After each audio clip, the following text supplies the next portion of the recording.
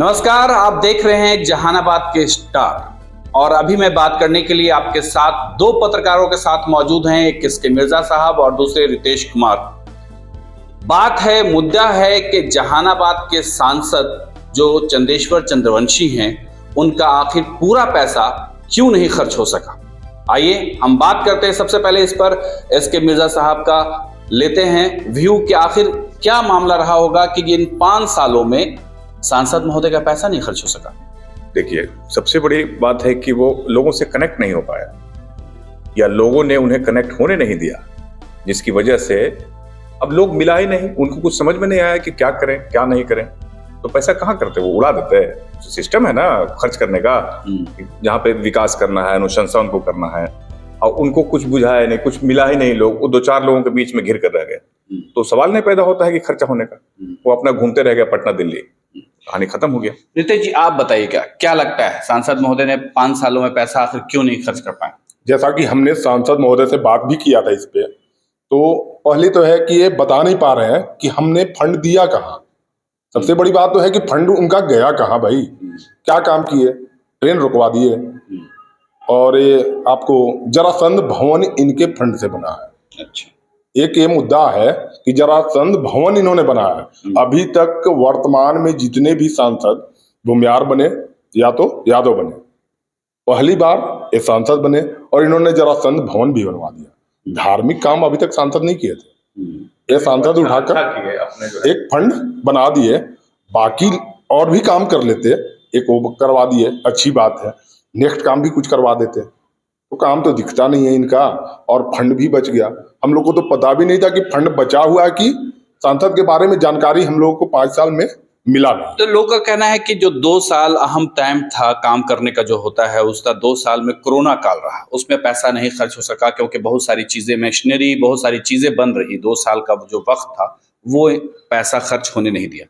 Fund तो इनका था, 3 साल फिर इनके पास था, 2 साल इनका नहीं रहा। कोरोना काल हम लोग भी मानते हैं, उसमें हम लोग भी काफी परेशानी में रहे।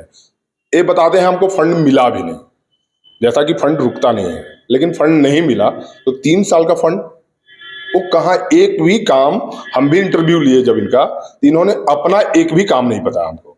मोदी नीतीश, अपना भी फंड होता है, आपका भी कुछ काम है, जो काम को धरातल पे लाइए। आज लोगों में उदासी क्यों है? आज आप देख रहे हैं जहानाबाद में हम लोग जब घूम रहे हैं तो माहौल कुछ और है, नहीं लग रहा है चुनाव में है हम। तो आखिर वजह कुछ ना कुछ तो होगी। क्या लगता है मिर्जा साहब, ऐसा क्यों लोग सिर्फ मोदी और नीतीश चंदेश्वर यही तो मैं, कुछ भी करो मोदी है, कुछ भी करो नीतीश है, कुछ भी करो ना करो, हर हाल में मोदी है तो कोई दिक्कत नहीं है। अरे भैया, मोदी है ठीक है, मोदी को तो लोग मान ही रहे हैं। बहुत सारे लोग कह रहे हैं कि मोदी से बैर नहीं और तेरी खैर नहीं, समझ गए ना। हाँ, मोदी से लोगों को थोड़ी ना शिकायत है, लेकिन हर मतलब ज्यादातर मैं देख रहा हूं कि जो भी जनप्रतिनिधि है काम नहीं किए या कुछ नहीं किए, तो बस मोदी के सहारे। उपेंद्र कुशवाहा का एक बात मैं बताऊं, अभी मैं देख रहा था उनका।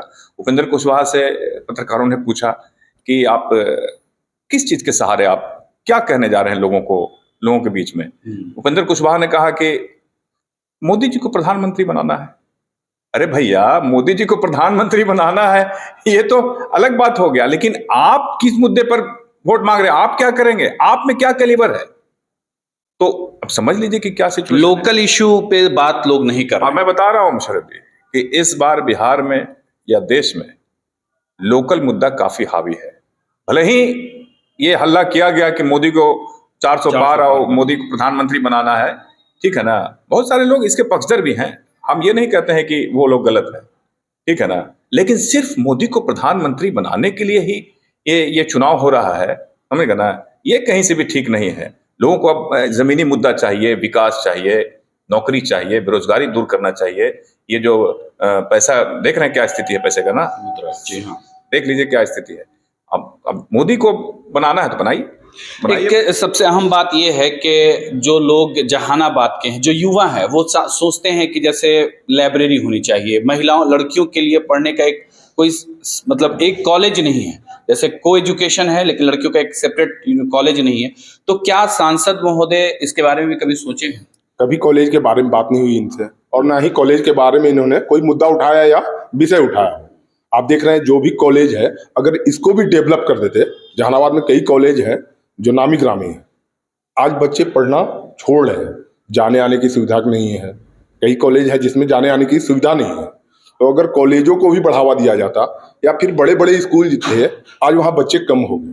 कारण क्या है? सरकार क्या कर रही है, हमारे सांसद क्या कर रहे हैं, और नीतीश कुमार तो खुद पलटी मारते रहते हैं। और ये इनको पिछली बार भी वोट मोदी के नाम पे मिला था, फिर चले गए थे लंटेन की जगह। तो लोगों का ये भी मुद्दा सामने निकल के आ रहा है कि फिर जीतने के बाद कहीं सांसद चले तो नहीं जाएंगे। अच्छा, आपको याद है क्या कि जब चंदेश्वर चंद्रवंशी जीते एसएस कॉलेज में, जब उन्होंने सर्टिफिकेट लिया, तो क्या कोई प्रोग्राम में अटेंड किया उन्होंने? बच्चों को कोई ऐसा प्रोग्राम किया कि नहीं किया? आप दोनों पत्रकारों को याद है कि हम लोगों को तो याद चंदेश्वर चंद्रवंशी जो जीत का 2019 का जो सर्टिफिकेट लेके आए सांसद बनने का, उसके बाद वो एसएस कॉलेज गए कि नहीं गए? एसएस कॉलेज के बच्चों से मिले कि नहीं मिले? युवाओं कुछ हद से ज्यादा सीधे हैं, समझ गए ना? हद से ज्यादा सीधे मतलब समझिए आप, मतलब बहुत ज्यादा सीधे हैं। अरे आपको विकास के लिए फंड इतना मिला, आप खर्च तक नहीं कर पाए। इतने सीधे हैं कि अपना फंड नहीं, इतने सीधे हैं कि अपना फंड खर्च नहीं कर सकते। आप ये सोचिए, जिले के कई लोग मतलब डीएम एसपी भी बने, उनको भी ये बधाई देने गए कि नहीं गए? आपने देखा क्या कभी खबर में? आप भी खबर में रहते हैं, मिर्जा साहब रहते हैं, हम लोगों ने तो कभी नहीं चलाया। यही भाजपा जिला अध्यक्ष की बेटी टॉप 10 में आई थी बीपीएससी में। हाँ। बीपीएससी में कहाँ गए थे? सांसद कहाँ थे? तो उस वक्त तो कोरोना नहीं था उस वक्त। हम लोग तो गए थे रात में ही। हाँ, हम लोग तो रात खबर भी चलाए, तो हम लोग के लिए कोरोना नहीं था, हम लोग तो मास्क नहीं लगाए हुए थे। और सांसद महोदय का कोई अता पता नहीं है। क्या कहेंगे आप मिर्जा भाई? आखिरी सवाल आप। देखिए, हम तो बस यही कहेंगे कि यहाँ के माहौल के बारे में अभी कुछ कहना बहुत मुश्किल है, समझ गए ना? और जो स्थिति आप देख रहे हैं, चारों तरफ का माहौल, कई लोग कूद रहे हैं, लगातार कूदने का भी सूचना मिल रहा है। कभी वहां से वो कूद रहे हैं, कभी वहां से वो कूद रहे हैं, समझ गए ना? अभी कूदने का सिलसिला जारी है। और रह गई महागठबंधन, जो राष्ट्रीय जनता दल के उम्मीदवार हैं, वो भी ओवर कॉन्फिडेंस के शिकार भी हो सकते हैं, ऐसा भी प्रतीत हो रहा है। क्योंकि जिस तरह का मतलब देखने को मिल रहा है कि ओवर कॉन्फिडेंस में, अरे भाई इतना ये हो रहा है, उसे हो रहा है, अब तो हमको कोई नहीं, क्योंकि बहुत विरोध हो रहा है। पिछली बार भी यही हुआ, समझ गए? और इस बार भी कोई ठीक नहीं है, क्या होगा इसलिए कहना मुश्किल है। महागठबंधन भी जो है जहानाबाद में, राजद जो है, ओवर कॉन्फिडेंस अगर हुआ तो फिर मुश्किल हो सकता है यहाँ, क्योंकि बहुत सारे पहलवान कूदे हुए हैं यहाँ पर।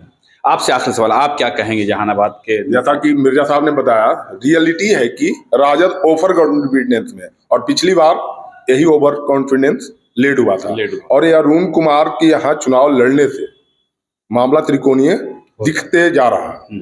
ऐसा प्रतीत हो रहा है कि मामला, क्योंकि अरुण कुमार वर्तमान में सांसद नहीं है, लेकिन पहले 2 टर्म यहाँ से सांसद रह चुके हैं। इनके आने से माहौल थोड़ा चेंज हुआ है, जिससे शिक्षित समाज की सांसद महोदय बात करते हैं, और जिनके द्वारा इनका विरोध ये बता रहे हैं कि ये प्रायोजित विरोध है, उनके ही लोग आ गए यहाँ मैदान में। तो आखिर जो लोग टिकट दिए वो लोग तो अभी तक नजर नहीं आ रहे हैं। एक सवाल देखिए, अभी मेरे जहन में आखिरी आ ही गया है कि उन्होंने कहा, एक कहीं इंटरव्यू चल रहा था उनका, कि जो एम्बुलेंस घोटाला है उसका पैसा मेरे पास नहीं है। यही भाजपा तो लगातार ये मुद्दा उठाते रही है। इसके पहले जब ये विरोध में थे, यही मुद्दा लेकर भाजपा तो लड़ते रही है। और आज भाजपा अगर साथ आ गई तो ये निश्चल और गंगा जल से धुआ गए। कल तक तो यही भाजपा मुद्दा उठा रही थी। पूर्व सांसद ने भी कल परसों यही मुद्दा उठाया है कि कितने बच्चों की जान चली गई। एम्बुलेंस घोटाला ये जो है, इसमें नीतीश कुमार ने डायरेक्ट, तो पैसा आखिर गया कहाँ? नीतीश कुमार के पास, मोदी के पास, या फिर सांसद के पास? इन्हीं लोगों के पास जा सकता है। चलिए देखते हैं, अभी तो समय है। 1 जून को जहानाबाद में मतदान है और 4 जून को जो है आपको काउंटिंग है। और आज एक इंटरव्यू में सांसद महोदय कह भी रहे थे कि एम्बुलेंस घोटाले का पैसा मेरे पास नहीं है। तो एक बड़ा सवाल ये भी खड़ा हो जाता है कि आखिर वो पैसा किसके पास है। लेकिन खैर, वो बात तो बात है, लेकिन बड़ी बात यह है कि जहानाबाद के लोग आखिर किसको चुनते हैं। तो देखते रहिए जहानाबाद के स्टार के साथ हर छोटी बड़ी खबरों।